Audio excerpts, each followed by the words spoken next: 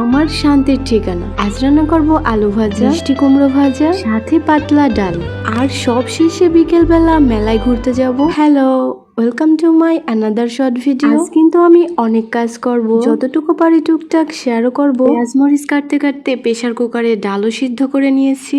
কোথায় যেন একবার শুনেছিলাম যে কাজ করতে গেলে একটু টেকনিক জানতে হয়, কখন কি কাজ করতে হবে, কোনটা আগে করতে হবে, পরে করতে হবে, আর কোনটা বসিয়ে রেখে কোনটা করতে হবে। এইগুলো জানা থাকলে না খুব সুন্দর করে গুছিয়ে কাজ করা যায়। আলু ভাজায় একটু লবণ, একটু হলুদ আর সামান্য তেল কিছুক্ষণ নাড়াচাড়া করে একটু লাল লাল করে ভেজে নিব। মিষ্টি কুমড়ো রান্নার জন্য ঠিক সেম প্রসেস। সবজিগুলো ছোট ছোট করে কেটে আমরা যেসব ভাজি করি তার ভিতরে পানির ব্যবহার না করলেও হয়। কিছুক্ষণ তেলে নাড়াচাড়া করে ঢাকনা দিয়ে ঢেকে রাখলেই খুব ভালো করে সিদ্ধ হয়ে যায়। এই বেসনগুলো আমি কিনেছিলাম রোজার ভিতরে, এতদিন বাইরেই ছিল, তবে এখন মনে হচ্ছে ফ্রিজে না রাখলেই নয়। এই প্রসেসিং করে তারপরে বাক্সবন্দি করে রেখে দিব। আরেকটা কথা শেয়ার করি, সেটা হচ্ছে অনলাইনে যারা কন্টেন্ট ক্রিয়েট করে, যারা কোয়ালিটিফুল ভিডিও বানায়, ওদের ভিডিও আমি খুব মনোযোগ দিয়ে দেখি। ওদের ভিডিওর ভিতরে একটা মেসেজ থাকে, সেটা বোঝার চেষ্টা করি। আর সব থেকে গুরুত্বপূর্ণ বিষয় হচ্ছে ওদের ভিডিও দেখলে না অনেক কিছু শেখা যায়।